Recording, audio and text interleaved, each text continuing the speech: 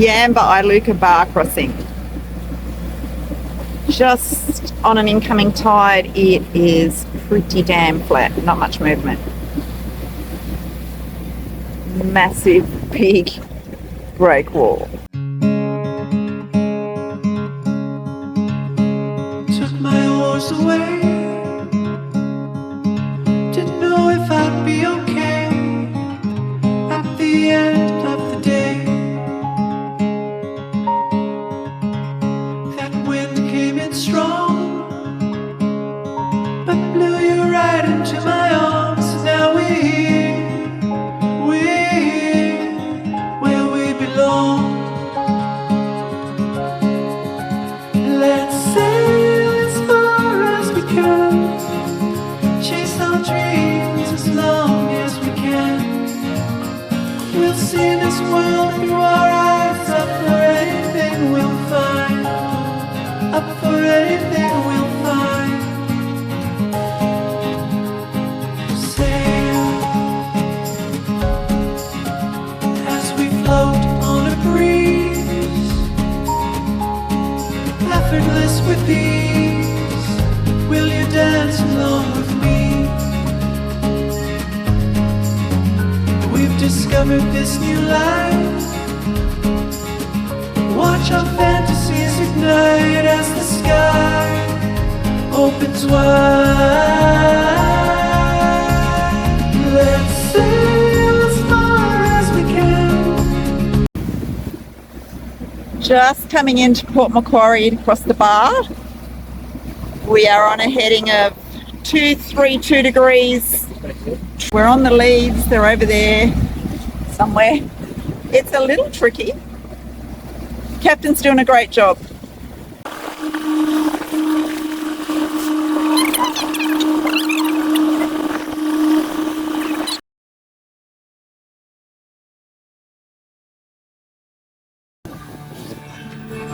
Rightio, we've got Jack in the box here. What's going on, Captain?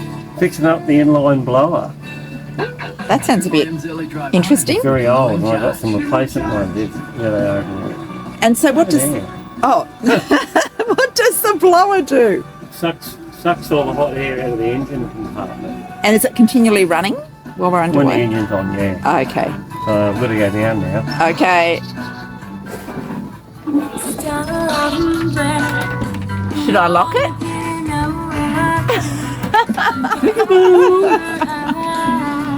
So that's your office for the day? 5 minutes. Cool.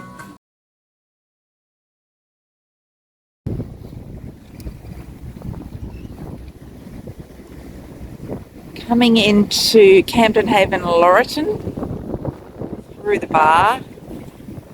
There's a surf club over there. It's looking pretty good today.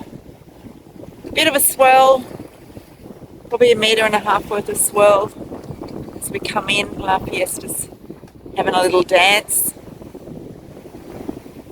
but other than that, looking pretty good.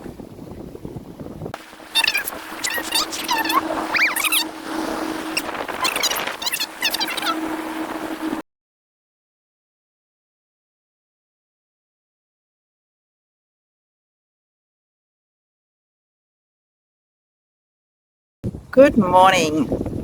Monday the 24th of November and we are in Forster-Tuncurry. Had a bit of a wild ride in the bar late yesterday afternoon. I'll let the captain explain a little bit more about that, but a bit of a pants wetting moment for both of us, I think. The flow here is absolutely unbelievable. The tide is coming in. Just see the boat is being pushed back. See that flow running past the boat. So this boat here has been on anchor since about May this year. We saw it when we were here in June. Our good old neighbour here, that one there. So been on anchor for many months, unseaworthy. If they were to let go, their anchor was to drag, they would be hitting the bridge between Forster-Tuncurry, this tidal flow. It is absolutely the fastest flow that we've experienced on our whole trip. But Our Rockner 25 kilogram anchor is holding. Captain, tell us about the bar crossing yesterday. So we got to Forster-Tuncurry a little bit earlier than expected, and low tide was at 5:30 in the afternoon, but there's about a 2 to 3 hour overrun because Smith Lake and all the other rivers charge out through here. Under that bridge? Under that bridge, yeah. And out that little tiny little orifice over there. Out the little orifice? So the current can get up to over 5 knots running out there. And what happens is, when you've got all this outrush of water, when it hits a stationary piece of water, being the ocean, it forms standing waves or compression waves because all the water compresses up against this stationary body of water and it bunches up on itself like this. And with the northeasterly wind that was coming in from the other direction, it was literally blowing the top off them and gives the appearance of many waves breaking in one spot. So we talked to Marine Rescue, Barrier Marine Rescue, and he was very, very helpful, and he said that the bar was too dangerous to cross at the present time, so we just zigzagged backwards and forwards until the overrun started to reduce, which it did. The wind didn't stop though, the wind was still howling in. So the next decision was to make was whether we come in under full mainsail or not. Having full mainsail is good because it gives you a little bit more horsepower to come in, but trouble with the full mainsail, if you do happen to broach, meaning you're going down a wave and you broach, then that presents the full main to the force of the wind, and then it can exacerbate the broach direction. So in a tight little spot like Forster, I didn't want to suffer a high speed broach. So we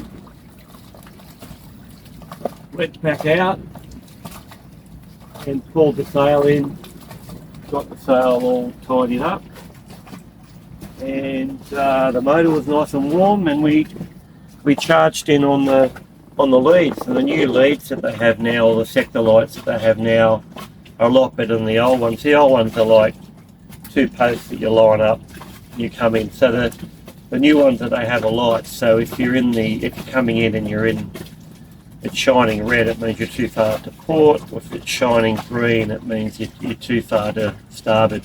And when you're right on the right direction, it's white. So they're very, very accurate. They're set up very, very accurately, and you can adjust those, or the Maritime can adjust those for the changing bar conditions. So if the sandbar moves one way or the other, they can recalibrate them, whereas the pole type leads, it's very difficult to move a concreted pole. So we followed the new sector lights in, and all of the major chop was off to starboard, and it was very, very close. There's still a lot of compression waves, but not as bad as we first encountered when we first got here. There's another tool that you can use as well on the New South Wales coast. It's called New South Wales Bar Cam, and that's provided by Maritime, and there are cameras on all of these bar crossings, so you can actually on the internet dial up these bar cramps and look at the conditions in real time, and they're really, really helpful. So I was looking at the bar cam about 1 hour out from Forster, and it was looking pretty ordinary, so I had a pretty good idea on that the bar was not going to be very very happy. So anyway, we played a waiting game, and we just got in on last light, and of course Foster's pretty shallow in here, and it was pretty much on low tide. You can get in with a 1.8 metre keel. We got in and anchored just adjacent to the first public mooring, which is just over there. Heading out the Forster Bar on Tuesday the 25th of November. Very different to when we came in here 2 days ago. We are actually going at the end of the outgoing tide. No waves to speak of. Way different. We had big compression waves coming in the other day.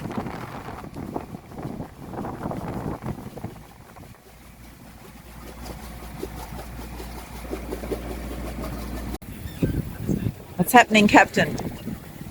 We got the wind We got the wind. right That's behind. good when you're sailing. Right behind us. Okay. We're running with the wind at the moment, with the mainsail right out. And I Full think mainsail right out. So just trying very hard not to drive. I've got a following sea as well. Not to uncontrollably drive. Yeah, it's good. And we are just going past Broughton Island, right there. And we are bound for Port Stephens, which is way down there. You can just see the outline of Mount Macquarie. Whoa, coming into Port Stephens. Got the lead lights over there somewhere. We're on green before. We've got Shoal Bay on the left, which is just where we're heading around that second point. Pretty good conditions. I think we're in about 15 metres of water. A little bit lumpy, but all's good.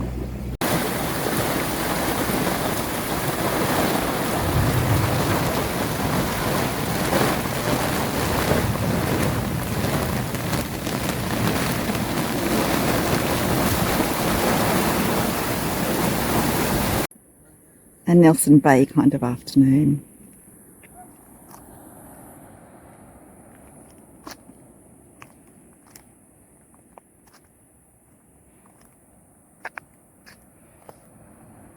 Stunning.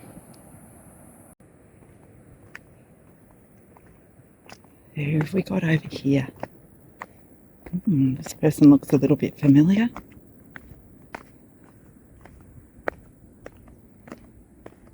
I think I found the captain. That's right, this is the Dunnies. When the radar site was up here. What was The it? toilets went into there. The toilets went down there. Yeah. Greg's a bit fascinated by dunnies.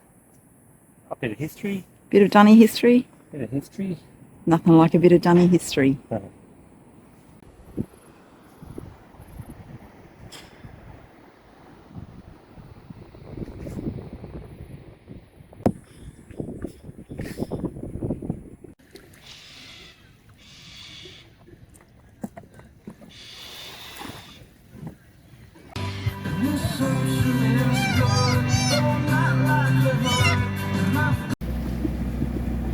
Sunday the 30th of November, heading out through the bar at Swansea Belmont.